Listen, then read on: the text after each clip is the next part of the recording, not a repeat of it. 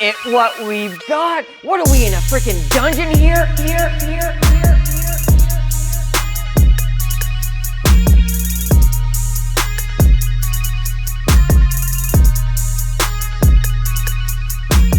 Hey, what's going on, you cumulus? EXO coming at you here, feeling good, snacking on some pistachios in a fresh, clean shop. Well, I started cleaning anyway. Still pretty ridiculous around here though, but who cares? We have got some bigger fish to fry today, fellas.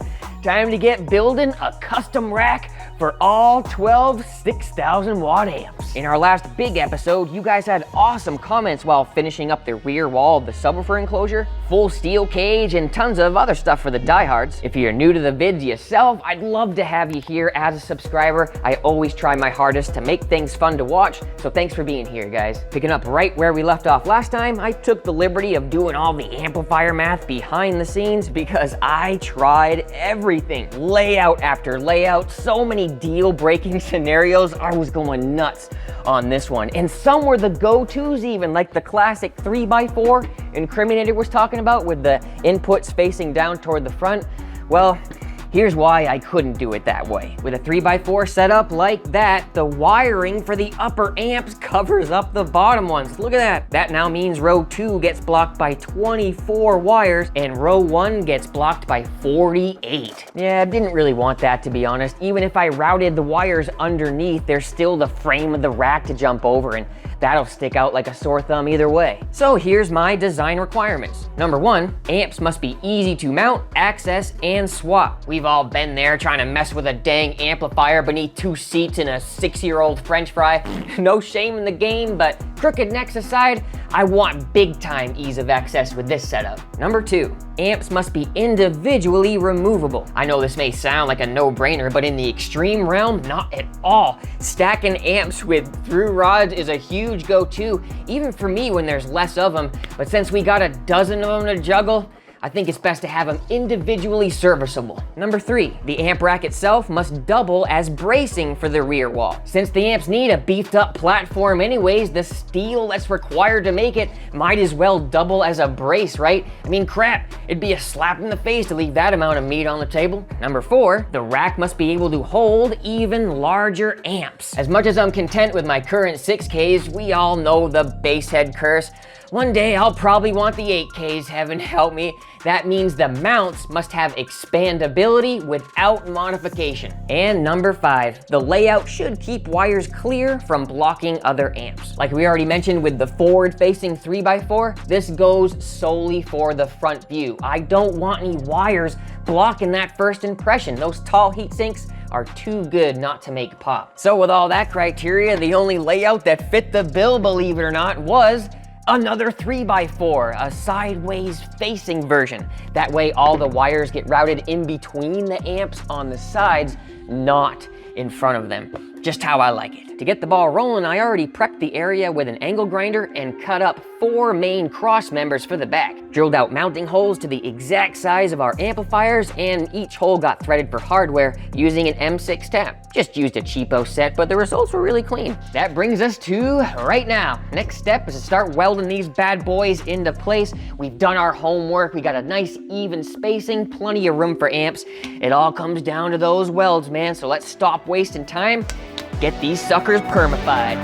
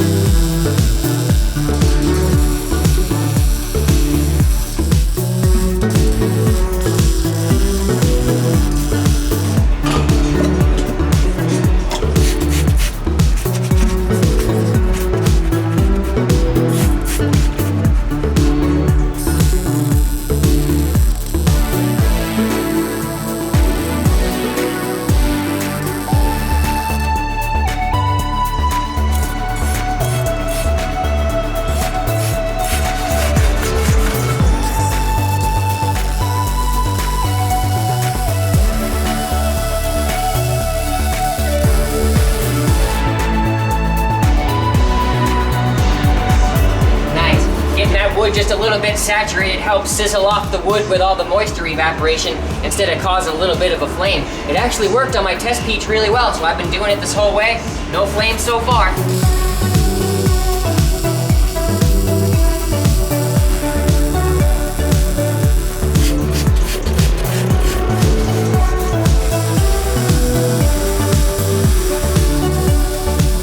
All right, there's the start of the rack for the first layer of amps, and since I've built up all this heat right here, I'm gonna go all the way up to the top just to break up a lot of that build up so we don't get any craziness happening. And if you're wondering, like, what the heck, why is he spraying it with water? I know I've already explained it, but a lot of that completely evaporates once all that heat is built up. It gets so hot, there's no trace of it left behind. In fact, I'll show you what it's like when we don't do that with this next top piece. I'm not gonna do it the whole way, just one little example to show you some of that flamage. Check it out.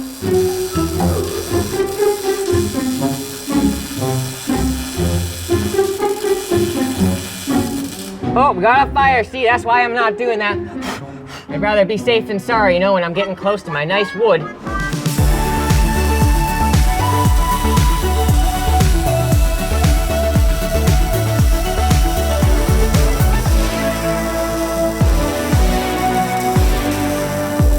Heck yeah, man, some of those are looking pretty decent.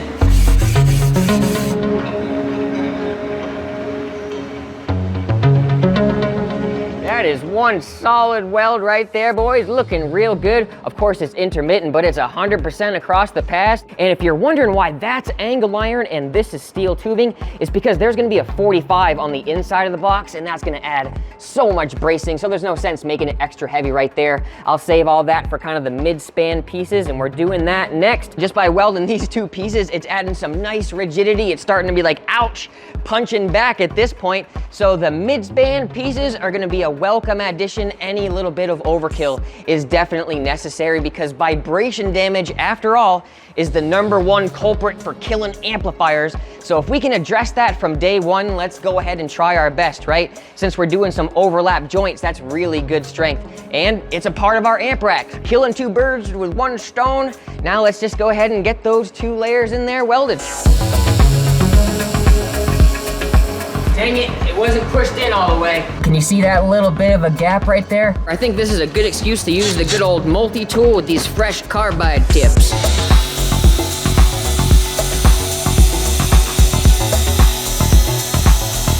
So I'm gonna reposition and just kind of redo this whole thing, but this time I'm actually gonna push it against the wall.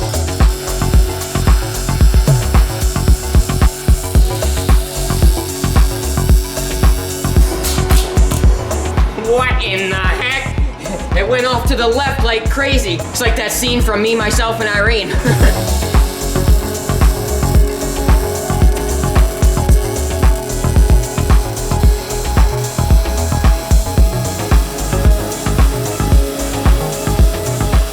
Oh yeah, freaking sizzling sizzler, straight as an arrow going across. Oh, this is gonna be one heck of a rack, man. We got a great start. So I've already taken it upon myself to do some 9-inch measurements across the whole amplifier racks. Do you notice one thing jumping out at you? There's no steel there, dang it. We got absolutely nothing. So we need to use this nice handy surface here to put little offsets for mounting pegs right along the line. Of course, it wouldn't be a complete project without there being a pain in the butt to deal with. This side of the truck is completely different than this side. The wheel wells, the side of it's been making our job harder this whole time. We're gonna have to work around that with an even larger offset, but we may have to change our methodology just a little bit to make up that distance. Like for instance, using some angle iron as our tab, so that way we can do kind of like a sliding system while we locate the perfect placement, because after all, that's where the hardware for mounting the amplifiers is located, so that's really important to have that line up. You don't want them freaking cockeyed like that. So we'll choose whether or not to use some strips or some angle. I gotta start pulling that trigger.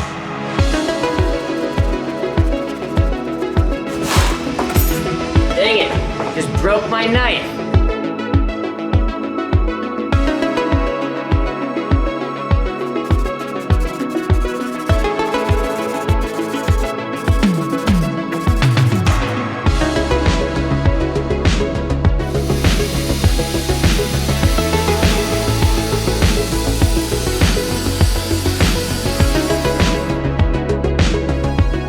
Things are moving right along over here. I think I've made it far enough to make up my mind on this next step. I had to kind of go freaking in the zone there for a while because I was a little bit stumped. We got this all freaking gouged out for a bigger cavity, and I sprayed it. That way when we add the glue for the carpet, it doesn't just absorb into all that foam. So while I was doing all that work, I was making up my mind on the tabs or the strips, and I think I'm gonna do the angle iron tabs because it would be such a great feature to be able to position the front portion in perfect conjunction with the back portion. So instead of 3-inch strips, I'll use 1.5-inch angle, and I'll just let it dangle right here, and I'll position them all like little feet like we've been trying to do this whole time. Obviously it won't go near the weather stripping, but kind of like that. And then we can position the other platforms in reference to that perfectly level with this guy right here. And then we'll make sure our square brings across all the hardware perfectly straight.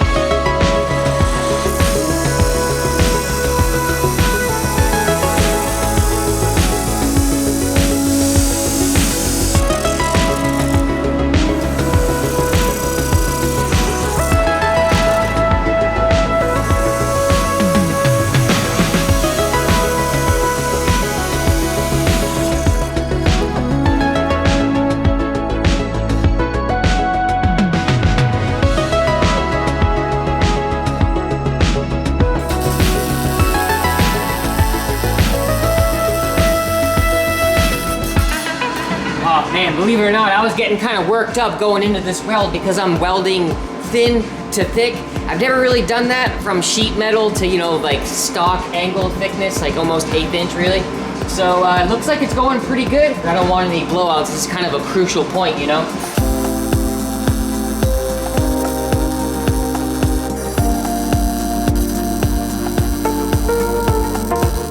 Son of a freaking biscuit, I just made a mistake. Look at this. I totally forgot I was supposed to make it straight across, compensating for that, not including that. So now it's straight as an arrow with this included. It's supposed to be like that, going flush with it.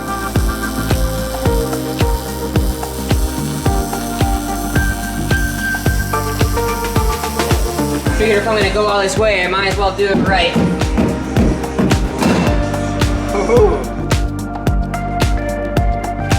Well, there she be, got all 4 mounting tabs welded into place nice and securely, and she's extra flat.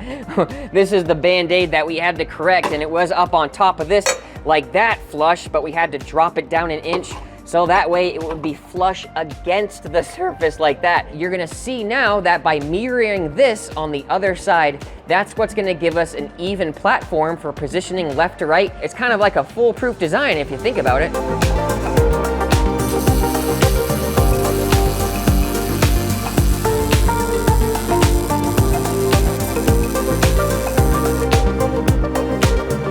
Definitely a big improvement from when I first started. You can see she's got good penetration into the thin metal on the sheet. This was my initial tack right here, so that's why it looks a little blobby, but overall, I'm pretty pleased with that.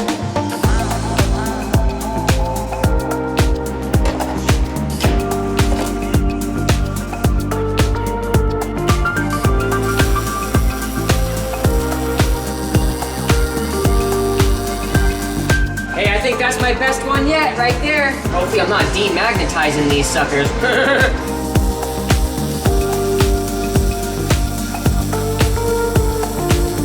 Oh yeah, now that's what I'm talking about. 1, 2, 3, 4, all welded up, mirror image of both sides, and I'm talking freaking Himalayan flats. We wanted to bridge the gaps between the left and the right for an easy placement of our racks. But now I'm running into the next little bit of a dilemma where if I go too much further, I'm gonna possibly build myself into a corner in this corner. I want a little bit of ventilation plumbing through this sidewall because I have a great spot for a port right here. I'm gonna have some ports exhausting. This is gonna be kind of cross flowing, and all that cooler air is gonna be coming from this direction from the back, ported through with some sort of fan layout right here. I just don't know whether or not it's gonna work exactly like I planned, so it's kind of a risky move to start tearing out all this foam like we did prior. I think I should be able to carve out something decent in there. Let's try it.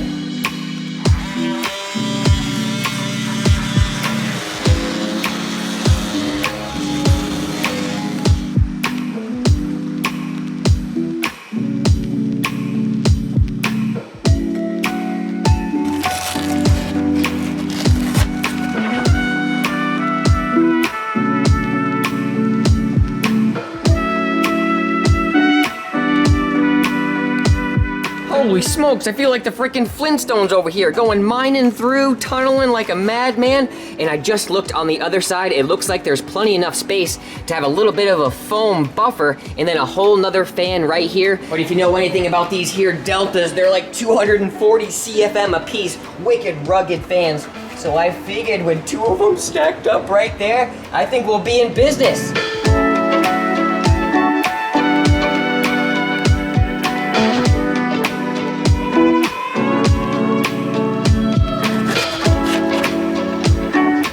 Well, I may have gotten a little bit ahead of myself, you guys. Got kind of carried away doing the cooling fans, and I figured, heck, if we're gonna do it once, we're gonna do it right. So I went in there and I'm doing a freaking 5 tall, carved out some more areas for the ventilation, but now I got myself in a conundrum. This is gonna be an expert carpet job. Look at all this freaking intricacy. So I'm like, man, I already hate carpeting so much. I'm not gonna make the job harder for myself. So now that I have a pretty good idea of the layout of these fans, I'm gonna redo it with some plywood. I would have had to have taken this foam out regardless. I've already started cutting a custom piece to tailor into the curves of the vehicle in the rear. So I'm essentially just gonna copy what you see right here and transpose all that valuableness onto the next piece of wood.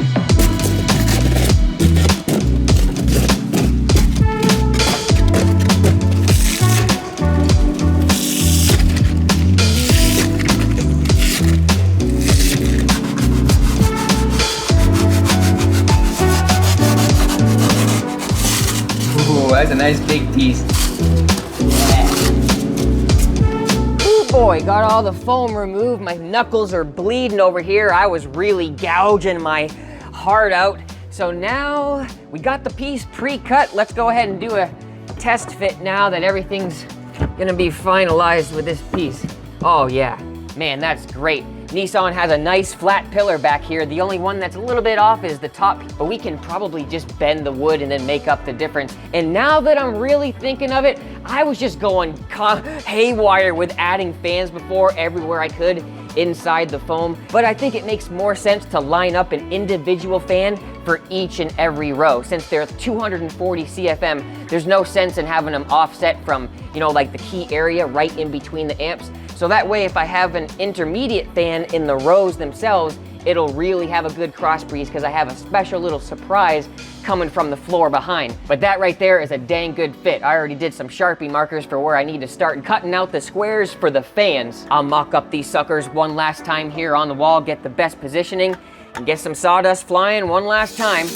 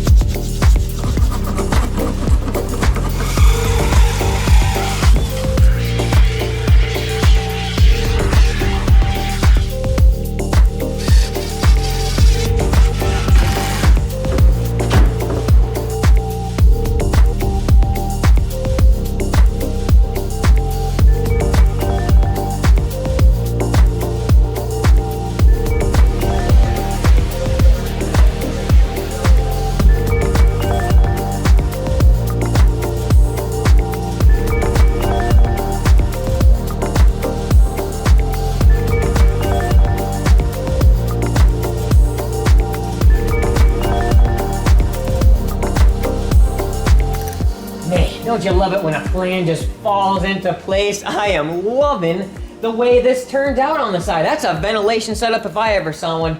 Definitely okay in my book. Nice little 2-part setup. Let's go ahead and run you through the quick layout starting from the bottom. The panel itself is mounted to the steel cage at the back, the pillar at the front, as well as another point at the rear. Then we ported through with a 3-inch hole to mate up with our PVC. I even added a nice contoured collar for the transition with some PL. Then we got all 24 4-gauge wires plumbed through after the fact, so I had to go friggin' fishing through the entire 25-foot line like a madman. But she's in there now and will be eventually routed to all the amps. Then going up to the secondary panel, I wanted to line everything up according to these brackets right here. And since the vehicle has a slight curve, I incorporated that into our fan layout, and I wanted it to be recessed, so that's why it's double layers thick, baby. Those bottom prongs just help it stay, you know, press fit in there. And eventually, I'm gonna add some of these fancy grills because it would look so dang cool in there. We got 2 anchor points per front bracket, and as the vehicle goes up, it does pull away. So we added a little bit of extra TLC with some offsets to get the perfect spacing. Of course, we still gotta trim off the top of this foam, but we're pretty much ready to move on. I wanna let that cure a little bit more. So let's get this area cleared out because it is officially the moment we've all been waiting for. The front portion of the amplifier rack is upon us. Now we can officially put our theory to the test here and see if this methodology is gonna work after all. Kind of nerve-wracking doing this for the first time, but essentially just lining up that back hole perfectly square with this front, a simple mark like this, and the jig should take over the rest. One of the most important parts of this design was being able to get carbon copies of the exact hole layout again and again. So what I did was I used an extra piece of metal to clamp on here to create a jig for an exact template of these holes. And after the jig is all made, I always mock things up on the original true face, not the secondary hole, just in case the drill press had any deflection. We go off the original face every single time. Let's go ahead and get this show on the road, cut this bad boy to size, just needs about an inch chopped off the end. All right, let's get busy.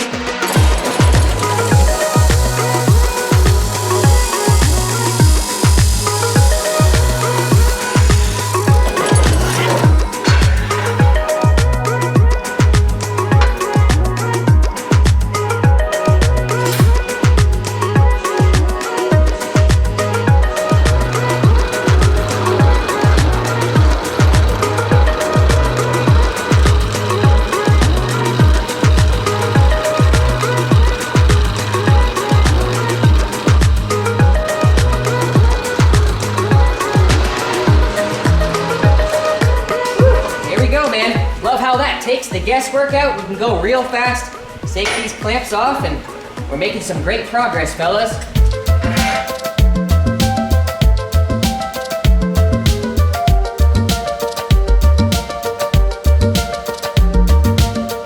Well, I was trying to wait for a break in the rain, but holy crap, it's still coming down like, oh gosh, like no one's business. We got all 4 pieces cut. I don't think it's gonna let up. So let's go ahead and push play on some music.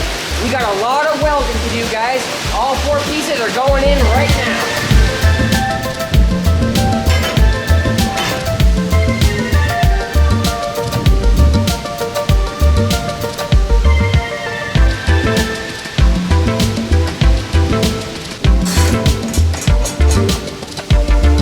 Well, the rain just let up for a second, and man, I must have been getting jumbled in the moment there because I totally forgot I have to tap these holes for threads, man. That would have really sucked. Man, I'm so glad I caught that beforehand because I don't think I would have been able to stick my drill in there. There's not enough space. That would have been a pain.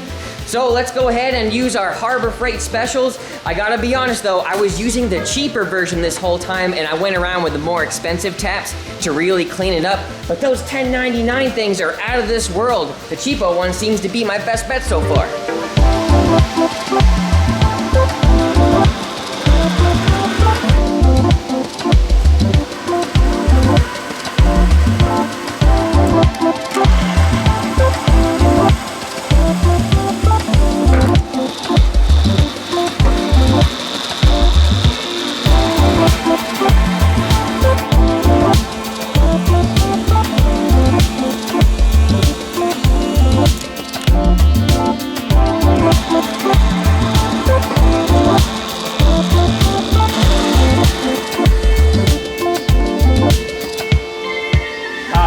In business. We're officially where we left off. Got all the pieces prepped and threaded, tapped for some beautiful hardware, man. Everything is precise. All right, now let's get to welding, dang it.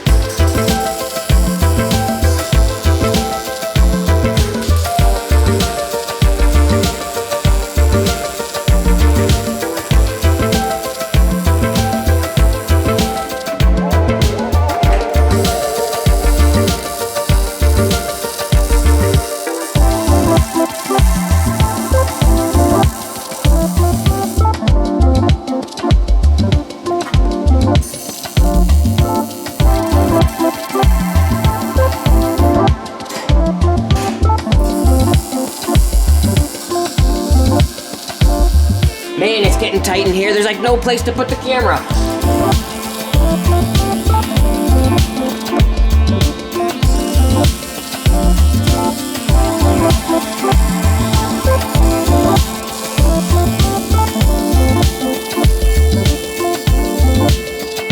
Almost had a casualty with my Harbor Freight clamp. Uh-oh. Let's see if she comes off.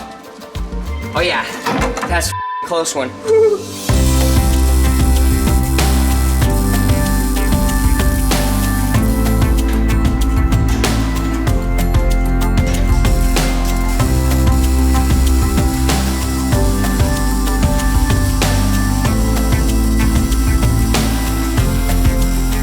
Definitely another cumbersome situation right there. That's all four. Oh yeah.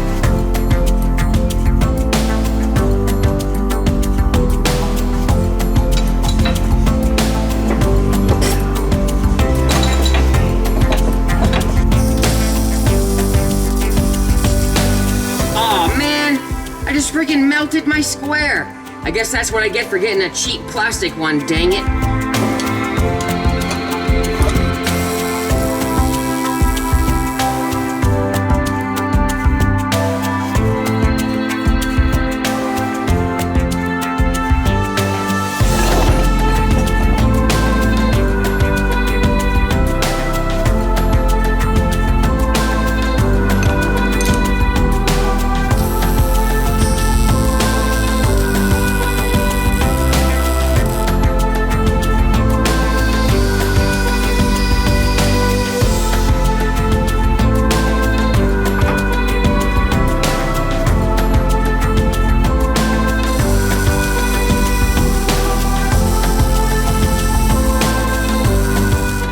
Tack it at first, that way there's no constriction with these rows. I don't want it to accordion, you know what I'm saying?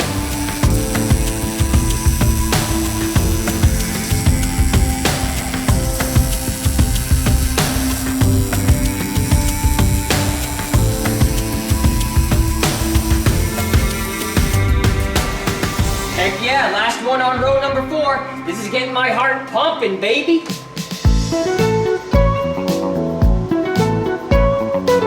All right, ready?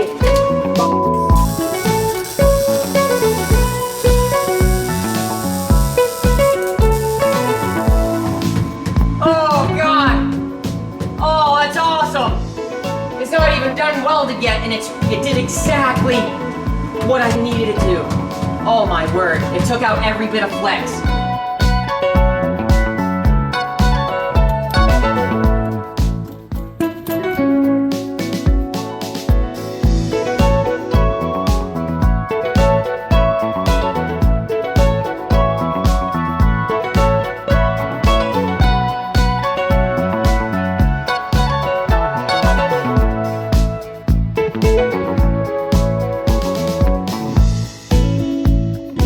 Dude, I don't know if it's the freaking fumes we got going on here, but I don't even know what to think. Look at what we've got. What are we in a freaking dungeon here? It's exactly what I want, that rugged look of a freaking underground castle. The texture, that's what it's all about. It makes it bulge right out at you. I am over the hill with this. It's just strong looking, you know what I mean? That's what I think that Herculiner does. Even on here on the side, I spent that extra little bit to do one of my least favorite parts, carpeting in there was a bugger. I'll tell you, my heart started going like, uh-oh, is this the right decision? I only saturated through the carpet in one little spot with my knuckle. It was kind of wet there, so it bled through just a little bit. But overall, I will take it.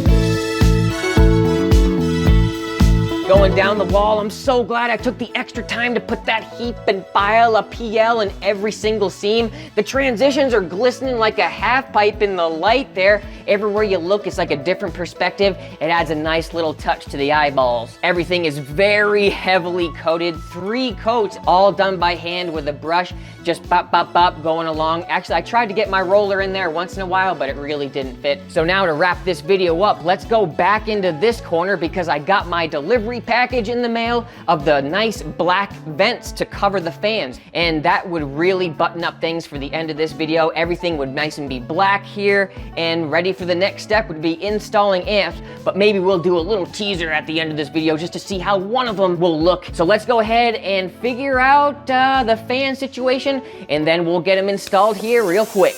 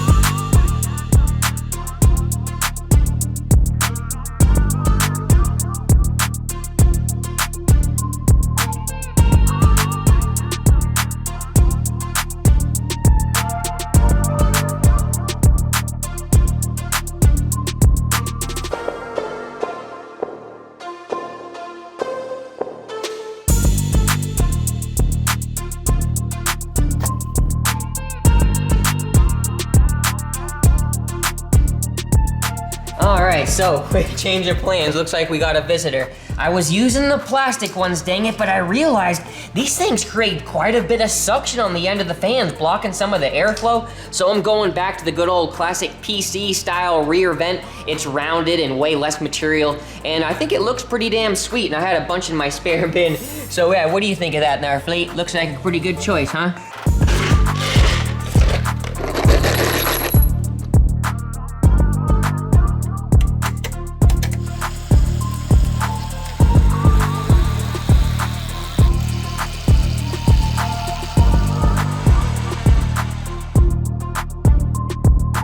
Ladies and gentlemen, we are officially cooking with gas. Look at that beautiful side setup like it was meant to be.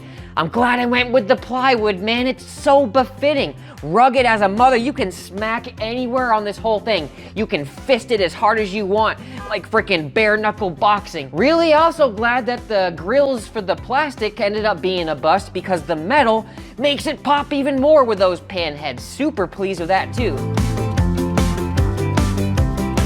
So overall, there is a lot to be proud of in this video. I know it may not seem like it, but this was like 3 weeks of filming, non-stop work, math, figuring it out. Make sure you stay tuned for the next video when we fire up these bad boys and show you just how powerful of an air circulation setup this really can be. And since I said it in the beginning, you know it's time to go. Oh, we just had a flicker in the freaking power. It's time to bring out the bad boy and show you just how beautiful this really is gonna be. I'm gonna see if I can do this all in one take and just set it across the gap. This is the joy of building it this way, so one little guy like me can do it all by himself in seconds. The holes line up superb. Absolutely exact placement on all the holes, and that's essentially what you're working with. There's a larger gap here than what will be because we're using these little offset feet, which not only isolate but help with vibrations as well. You know what? I'm curious to see how many people would be accurate with how much weight this added for the 4 pieces up back, the cross members, the verticals, and the front horizontals. How much weight do you think was added all with 11 gauge steel? I'd be curious to see how close a lot of you guys may come, because it's surprisingly not as much as I thought, since I've been keeping track of everything. So now I'm blabbing. I gotta get this video up, man. I got some more editing to do. Oh, what a headache. But it's all worth it in the end with your massive thumbs up, all of your support over at Showtime, and just being here watching the EXO videos time and time again. So until the next video, this is EXO signing out. Man, we did quite a bit. I will talk to you in the next one. Wait. Actually, come check it out at the Showtime show. I may have some really cool things to reveal down there. Come here at the 28th or check it out on Facebook. All right, now it's time to sign out. We gotta go work, get editing. Talk to you guys on the flip side.